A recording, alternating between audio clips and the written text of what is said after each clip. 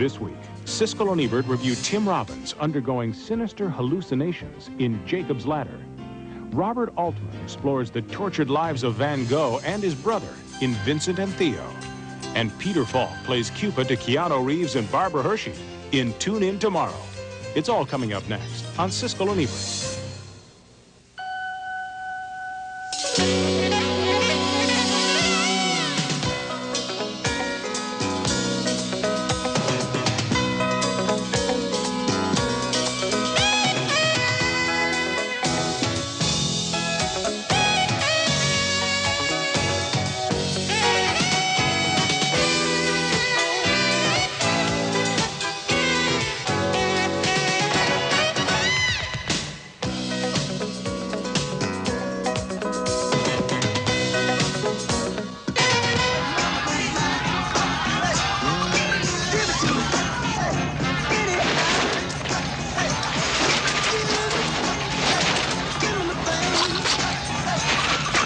Tim Robbins is a Vietnam veteran whose life turns into hell on earth in Jacob's Ladder, one of the new movies we're going to be reviewing this week. And also on this program, we'll do an update on Robert Altman, one of the top American directors of the 1970s.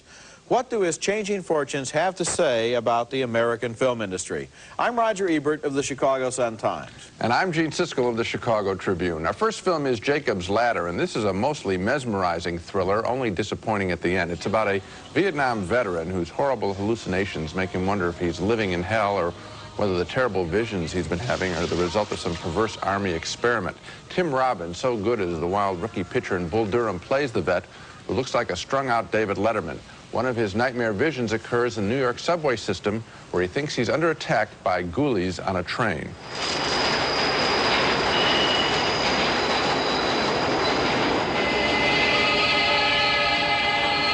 Domestically, his life is also in turmoil. His marriage has fallen apart. He's living with a girlfriend, played by Elizabeth Pena. She doesn't want him to answer a call from another Vietnam vet who lays blame for the nightmares he's been having on the Army. Who was that? A chemist. Part of a chemical warfare unit out of Saigon. I knew something was going on. Pursuing the Army plot theory, Jacob and his buddies hire a lawyer to press their case, but the attorney ends up getting nowhere but angry. Jason Alexander, a very solid supporting actor, plays the attorney. That's right. I checked with the Army's Bureau of Information. You never even went to Vietnam. What's that supposed to mean? It means that you and your friends are wacko. You were all discharged on psychological grounds after some war games in Thailand. And the whole film is played at that level of intensity. At times, especially in its resolution, Jacob's Ladder is a frustrating picture to watch, raising so many questions about what's going on here. But in its elaborate setup, the first hour and a half of the picture, it's really quite compelling because the lead players, Tim Robbins and Elizabeth Pena, the girlfriend, anchor the madness and create a real and gutsy and loving relationship together. Director Adrian Lin has a better eye, I think, for individual shots than for a whole narrative, but I found the journey of Jacob Singer worth taking. In other words, you wanted the ending to be more simple-minded. I'd like the ending to be maybe less complicated than it is, because I think the story is fascinating. Gene, I think the ending is transparently clear in what it's trying to say. And I think I like this movie as much as you do, but I think I like it for what's there on the screen, whereas you seem to criticize the very strengths of the movie. This is a portrait of a paranoid schizophrenic. Right. He is living in a world in which he has no idea what is real and what isn't real. Right. At the end, he and we find out something that makes everything before fall into place, and that's the part you don't like.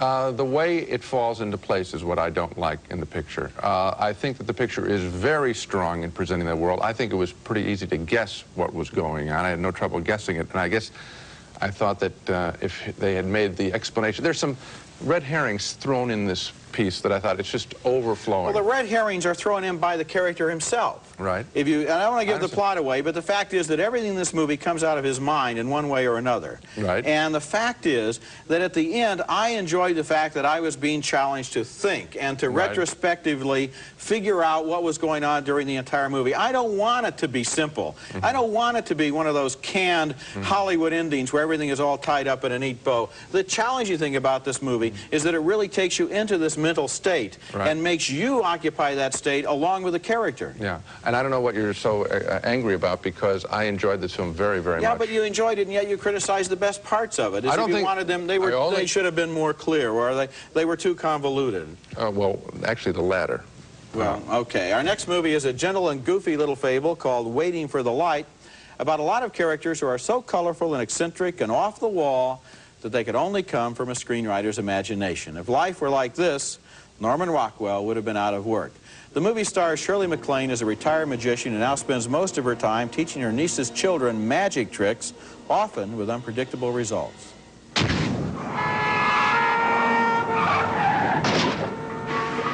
The only sane person in the family is MacLaine's niece, played by Terry Garr.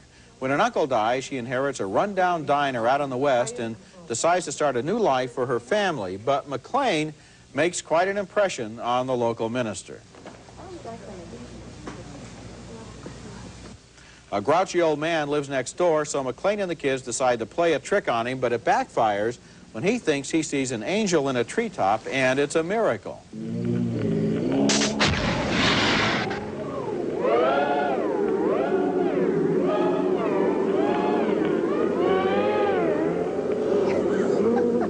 Waiting for the Light is one of those movies about people who are so lovable and colorful and goofy that you want them to dial down a little. Everything in this movie is relentlessly nice, even the kids with their practical jokes.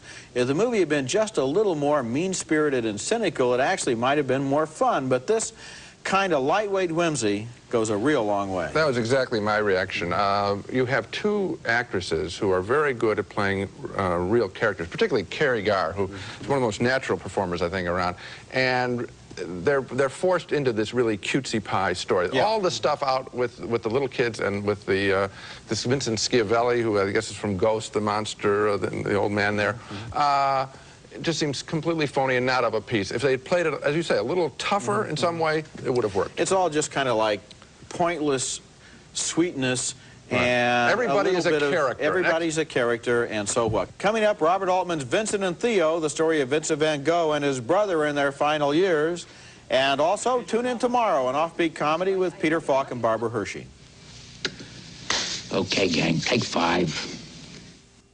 When I'm 50, you're going to be 35. Well, what are you going to do when I get my hot flashes and my mood swings? Huh? What are you going to do? Keanu Reeves and Barbara Hershey discussing their May-December relationship in our next film, which is a thoroughly entertaining, thoroughly original comedy called Tune In Tomorrow. It stars Peter Falk as a successful soap opera writer hired by a foundering New Orleans radio station to boost its ratings. His method is to adapt the real scandalous lives of the people around him, including Keanu Reeves as a young news writer at the radio station and Barbara Hershey as Reeves' aunt, who he has a crush on. Well, that's really sweet of...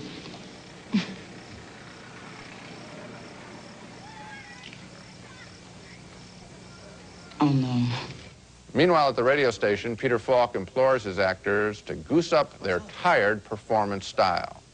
The key to your part, Leonard, is you're in love, got it? Madly in love. You're in love so bad you can taste it in your mouth. Yeah, that's what I'm feeling. But I ain't hearing it, Len. It ain't coming across the airwaves. You know what I mean? The radio soap opera is outrageous and quite funny, as in this scene with the doctor, John Larroquette, inducing childbirth in Elizabeth McGovern. Uncle Abbott is trying to induce me even though I'm only 4 months pregnant. You keep your filthy hands off her, you gynecologist. This is madness. Pretty funny stuff. Tune In Tomorrow is based on a novel by Mario Vargas Llosa, who recently ran for the presidency of Peru, and the film honors his reputation for adventurous writing. All of the principal players are effective, as Tune In Tomorrow turns out to be one of those movies you've been waiting for, if you like your movies to be brash and witty and romantic and even sometimes vulgar. I liked it a lot. I didn't like it as much as you did. It seemed to me that the soap opera stuff wasn't fully worked into the rest of the plot, and one of the things that bothered me that I should have liked was all of the references to perverted Albanian milkmaids.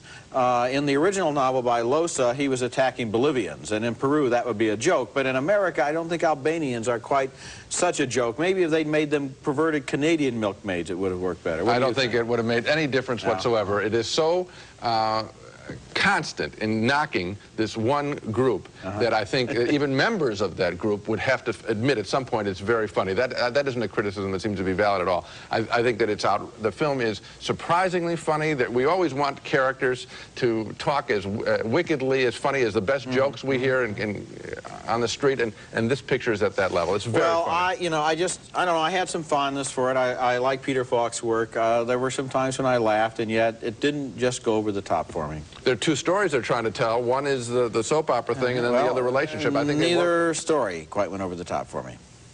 No painter in the last century has been more intriguing than the brilliant, tortured Vincent van Gogh. And when we come back, we'll review Robert Altman's new film about Vincent and his brother, Theo.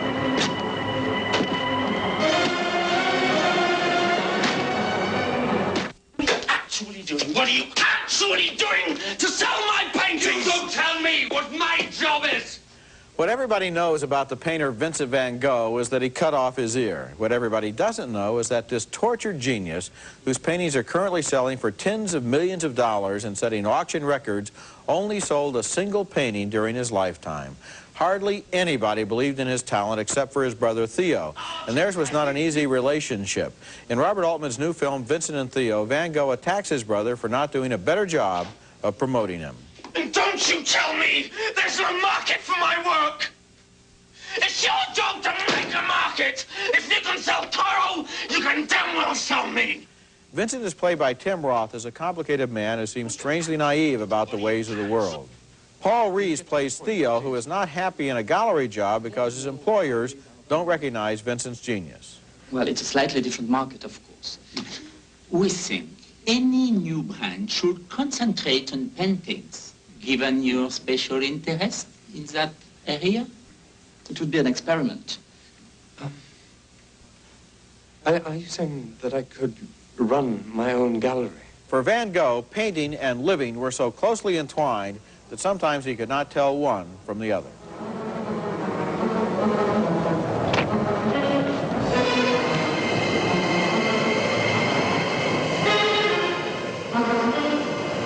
Vincent and Theo is one of the best films I've seen about art and the complexities and tortures of creating it. Van Gogh is portrayed here as a man at the mercy of his gift, a man who paints because he must and suffers and dies because his painting drives all sensible precautions right out of his life. The character of Theo Van Gogh is often lost in his brother's shadow, but here Robert Altman shows how the two brothers, in a way, make up one complete man. Vincent, compelled to paint, and Theo, equally obsessed by the need to find an audience for those paintings that no one cared about. This is a passionate film about two very different but very passionate men. Well, and I think that that's the special quality of this picture, is focusing on the brothers' relationship. Also, other characters who come into play here and are very well known in Van Gogh's life and through the paintings are Gauguin and also Dr. Gachet, the painting that was just acquired at the Museum of Modern Art, are really made to come alive here. So it seems like a very real world and not... you know, I don't know if it's possible to make a bad painting about, a bad film about Van Gogh, because we've had Paul Cox's Vincent, which was superb, and we were talking as rapturously about that. You get to see these great... Vincent Minnelli's movie, Lust for Life, You also. get to see the Van Gogh paintings, which are always great, even if they're copies, and it's one of the great lives. What Altman does here is something that Scorsese also did in New York Stories in his vignette about painting, and that is he makes a real connection between the emotional state of the painter and what's going on to the canvas. Again, the way this picture has been shot, Jean Lapine is the cinematographer. Get a lot of credit. The shots inside Van Gogh's quarters with the prostitute that he hires, the way he can relate to a woman. It's really an exceptional film. Looking ahead now, a special report on director Robert Altman, who made this film. 15 years ago, he was atop the world of cinema. What made him lose that position? That's coming up next. Through his latest film, Vincent and Theo, which we just reviewed, he's insisted on expressing a distinctly personal vision. And in the 70s, that made him one of the hottest directors around, but not in the 1980s. Indeed, when Vincent and Theo premiered at the Toronto Film Festival last month, one Toronto paper referred to it as his first film in 10 years. They were overlooking TV movies, a TV series, and 8 theatrical films, but that slip was very revealing. I imagine that a lot of people who don't really follow films think of you as somebody who has been inactive for a while. How does that make you feel? Well, I don't think about it very much. It depresses me a little bit that that my worth is gauged on those scales. Mm-hmm. But whose isn't? Altman's first big hit was MASH, which made stars out of Elliott Gould and Donald Sutherland. I think you will find these accommodating. They're quite dry. Don't you use olives? The Ella Jake Western McCabe and Mrs. Miller was an unforgettable collaboration with Warren Beatty and Julie Christie. Nashville won 5 Academy Award nominations, including those for Best Picture and Best Director, and it's considered one of the best films of modern times.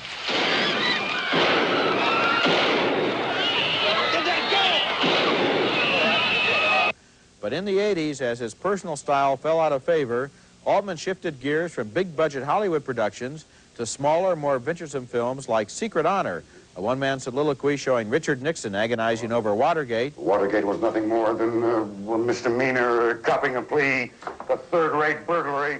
And Fool for Love, starring playwright Sam Shepard and Kim Basinger in a version of Shepard's play. To a lot of people, it looked like Altman's career was in decline in the 1980s. But not to Robert Altman. I run into people today and they say, oh, God, I love your new picture. It's just great. Has it been just terrible for you since, you know, when Popeye failed? And I read in the paper today in a review saying after many miscues, and they keep saying Popeye was such a failure. Popeye was no failure. Popeye made a lot of money. Yeah, and it was not perceived by me as a failure in any sense. I mean, I think it was a wonderful film. But at the time, the press generally was that Popeye wasn't Superman. It didn't do the numbers that Superman did. Thanks. Today, if a film isn't in the top 5, 10, people don't even know it's there. The notion of personal filmmaking seems to have died out. Well, they're not marketed, and they don't even get through the cracks. The news services, the main newspapers, especially the television, they sit and support the market value of these films. My feeling is if I come up and say, hey, I want to do this film about this one guy sitting in this room, and it's not going to cost very much, I had to finance that Nixon film myself. Roberto, would you erase all that crap, please? In the 70s, though, and in the 60s, they also had big studio releases, and yet at the same time, audiences seemed more aware of art films. That's because at that time, when you were starting, the critics at that time were pushing that end of it. In other words, you people made that possible. The media makes a great deal of difference in how they approach films. The hype has come along, all this stuff that usually you read about films that's in the entertainment section should be on the business page. There's no room for smaller films. Unfortunately, there's a lot of truth in what he says. We've enjoyed his films like Secret Honor and Fool for Love and Five and Dime over the last 10 years, but unless a movie has a $10 or $20 million advertising budget these days, it's real hard for it to find a hearing. I don't think that critics are the big problem that he's saying right now. Some of the media, the entertainment media, you know, keeps pushing the top 5 grossing films every week and all that. We don't do that. We critics are still interested in his work when it's very good. I put Secret Honor on my 10 best list. We'll review him here. He ran into having some pictures like the Paul Newman film Quintet not doing any business at all, and so he was considered box office poison out in Hollywood. Hollywood. That's much more, I think, what happened to him. And I don't think the studios are interested in his quality kinds of pictures, the personal film, as much, and that's their problem. Well, the point is, I think that Robert Altman has not gone away. Robert Altman is still making good movies, and whether or not millions of people are going to them or not, he has nothing that he has to feel bad about when he looks at this. If anybody wants a film to rent of his in the last decade, I would say Secret Honor is the one. Philip Baker Hall, I believe, is the actor who plays Nixon. Great performance. Great film. Coming up next, another fine movie, now on home video, that may become a holiday classic. The holiday family drama Prancer, made last year, is coming out on home video this next week, and this is definitely a film to rent, telling the fanciful story of a little girl who believes that a wild reindeer in her town is actually one of Santa's reindeer, and the reindeer is missing and Santa better find him. When it's caged up as a neighborhood store's promotional stunt, the young girl, with her brother, tries to liberate the reindeer Prancer. He's Prancer, Steve. Maybe we get to see him fly. This is a movie that also provides a strong look at small-town life. It's not just a kiddie show. It's full of honest adult characters, too. Now let's recap the movies we reviewed on this show. 2 thumbs up for Jacob's Ladder, the psychological thriller about a Vietnam vet. I liked everything but the way the film resolves itself. Roger disagreed violently. He thinks it all works. 2 thumbs down for Waiting for the Light, with Shirley MacLaine and Terry Garr playing much too cutesy characters. A split vote on the offbeat comedy Tune In Tomorrow. I enjoyed the soap opera parody. Roger had only scattered laughs. And 2 thumbs up for Robert Altman's Vincent and Theo, focusing on the relationship between Vincent van Gogh and his older brother. So 2 films we're both recommending, Jacob's Ladder and Vincent and Theo. And Vincent and Theo, which is rolling out across the country, big cities. I also think Tune In Tomorrow is a film that dares to be different. Okay, that's it for this week. Next week we'll be back with Dances with Wolves, starring Kevin Costner as a Civil War officer adopted by an Indian tribe. That's next week, and until then, the balcony is closed.